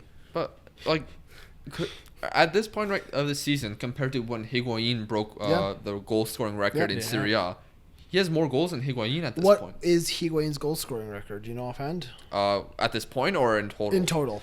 Like 34. It's either 32 or 36. So I mean, you're looking here at Immobile currently on 17. He's not a million miles away. We're in December. Yeah. Could he keep this record up, or even if he scored a goal every second game? I mean, this is great if I'm an Italian supporter. This is great because you're going to go into the Euros as a top one goal scorer. So, but yes, Lazio are staying third in Serie A. Fourth is Roma. Roma win 3-1 over Hellas Verona. Mkhitaryan picking up a goal. Perotti and Justin Kluivert. Other interesting scorelines: AC Milan, they win 1-0 over They actually Parma. won a game. Yay. Surprisingly, It took an 88th minute goal to win the game. It's a shame what's happened to AC Milan. Is it, or is it their own fault? Well, both. But, I mean, when you had the likes of Paolo Maldini at one point, now you're I can relate because United, but, I mean... Lecce, they win 1-0 over Fiorentina. Fiorentina have not been doing too hot. They have not been good. No. Lucas is sorry, Franck Ribery. Franck Ribery is not doing good. It was 36 goals. 36? Okay. Oh, I was close at 34. So he's 20 goals off. Well, 19 technically. Yes. But can Lazio keep it up? I don't know. Yeah. We were past that though. Anyways. I think that wraps up Serie A. The biggest news is Juventus is not on top. It's been a while since someone has said that. Yeah, it's refreshing. I'm glad to see that a lot of leagues in Europe so far this season are very competitive. Up, yeah, obviously the Premier League, least competitive league other than Ligue 1 right now. I'm very hoping that Sheffield wins the league. Let's quickly touch on Ligue 1. Just the headline that is Monaco versus PSG was supposed to happen this weekend. This postponed? There was rain.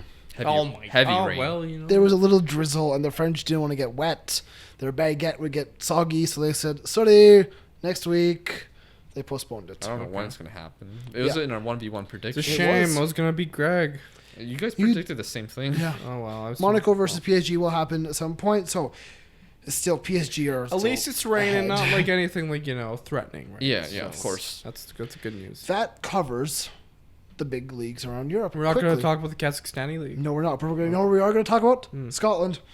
Why? Because there's a great title race going on right now. Between Rangers and Celtic? Yeah, Celtic are first, 37 points, Isn't this the plus same? 36 goal differential. Rangers, second, 37 points, Isn't this the same? plus 35 goal differential. Hasn't this been the same title race for the past like 20 years? There hasn't been a title race for a while. Yeah, because Rangers got relegated. Yes, they were crap. They're not even Rangers no more. They're a different team. Okay. But just wanted to mention that. Okay. Okay. I think when there's people that comment on TikTok Rangers stuff. What? I think there's people on the TikTok on some of the videos when you're wearing a Celtic kit, they comment Rangers stuff or I whatever. don't think so. Oh, I don't know. I see like blue and red. I mean, possibly. I don't know. Is your Celtic kit still for sale? Yes, it is. How much are you selling Buy for? my Celtic kit. It's like $100. Oh, I'm not paying for that. Yeah, it's like full legit. $40. I mean, no. Can we talk about Euros? Yeah, sure. I mean, it's getting Euro late for us, 2020. but let's just Quickly. Let's go mention the through groups it. because the groups they were drawn for Euro 2020 tournament, and oh boy, It's looking good. insanity happened. Group A. Sometimes I wonder, are the Euros better than the World Cup? Eh. It's hard to say. Sometimes the Euros are like amazing. Group A sees Turkey, Italy, Wales, Switzerland. I think this is a very good group. Very balanced. It's group. very Anyone can balanced, go very through. competitive, 100%. I think Group B, Denmark, Okay. Finland, Belgium, Russia. AKA the group that was already determined. Pretty much, but I like this group as well. You basically have a Nordic battle between Denmark and Finland. Yes. That's- Even Russia's kind of a little not Nordic. The but they're Scandinavian cold. battle that no one really expected. A thing about these Euro tournaments, like a lot of the countries that were put in their groups because Are hosting the games. yeah, Yeah. so So that's it's actually gonna be good to see.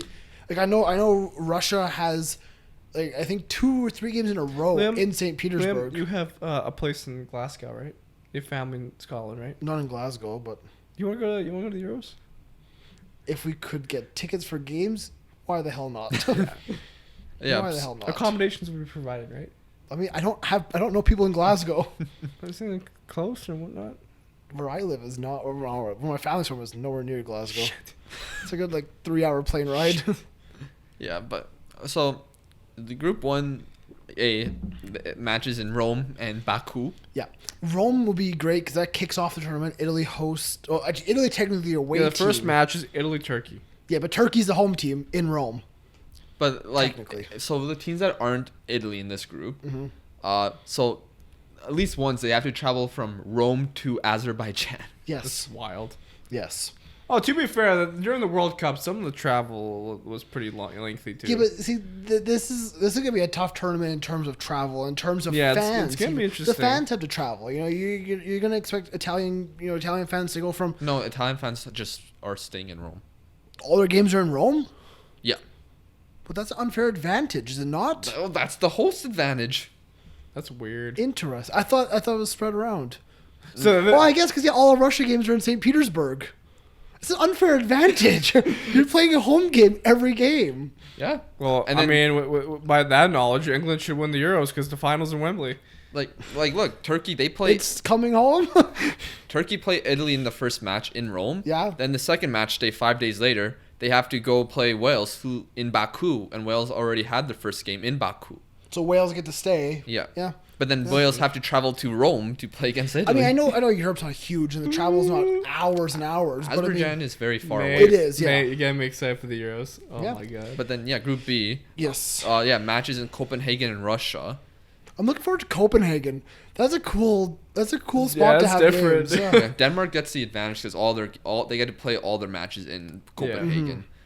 Group C, the Netherlands, Ukraine, Austria, and the winner of winner D, Yeah. which Netherlands. is who? Do you know who the playoff winner D could be? It could be Kosovo. Kosovo. That'd be interesting because they just became a country like recently. So what you do in Gibraltar?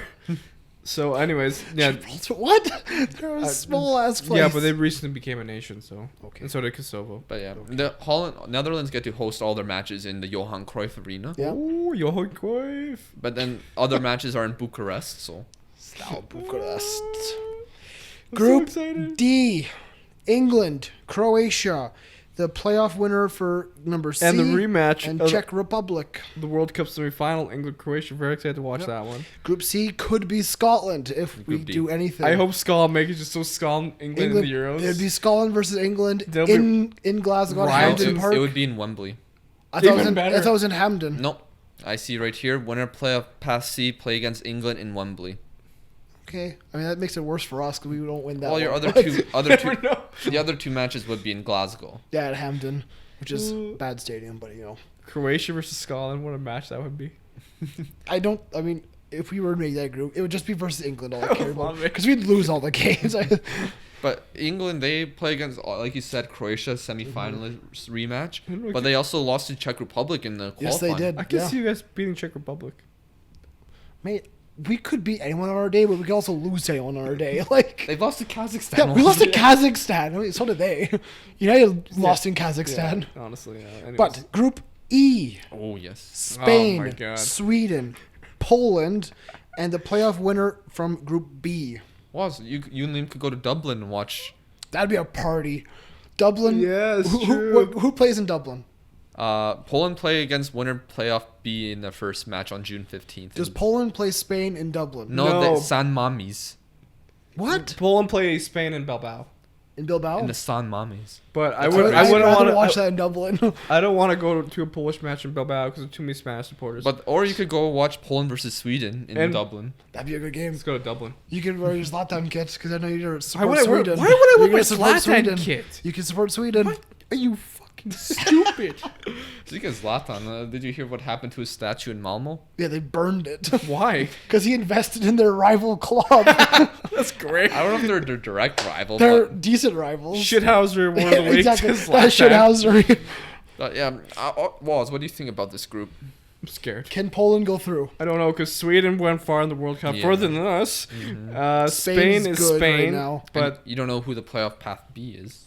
yeah, we can get either Northern Ireland, Republic of Ireland, or Bosnia. Oof. I hope it's Republic of Ireland or actually either Northern Ireland in Dublin. Get some home support. That'd be great. Awesome. I mean, The Irish fans have not been to a major tournament for such a long What do you time. mean? They were at Euro 2016. Yeah. Northern Ireland. They were at Euro yeah. 20. I'm saying Republic of Ireland. yeah. They were there too. That's a long time ago. Euro 2016. It's a while. Yeah, that's most countries lost. They haven't been there for a while. They need a home. They need That a was home a good tournament. It was a good tournament. Anyways, continue. Let's just go to Group F because, quite frankly, that just sets fire to everything. Germany, France, Portugal, Now, a lot of people think and the winner of Group a lot A. of people think this is a rigged group. I don't think so. Come on, people. This is absurd. This is nuts. I mean, I was scared that we were gonna be group. Yeah, Sam, like don't do this. Don't do this. Although Whoever we could Group beat A Germany. winner is, good luck to you. Like, But you have to play Germany in the Allianz Arena. That'd be nuts. Like- Like, Fabian goes that. Germany This has is- the advantage in this group. this is a great. Although the first game is played in Budapest. The Puskas Arena. Oh, yeah. Puskas, yeah. That's nuts. This is a great group. Man, Like, good luck, Portugal. Portugal are the underdogs in this group, which is wild to say. they won the Nations League. Yeah, they're the underdogs in I'll this be group. honest. though. Yeah, Portugal have played well in recent years, so it's not like the thing they could get actually second wouldn't surprise me. I don't know why, but I think France could also get like third. I don't. Is anyone are reigning World Cup champions, mate. This group's gonna be nuts. I don't know who tops his group.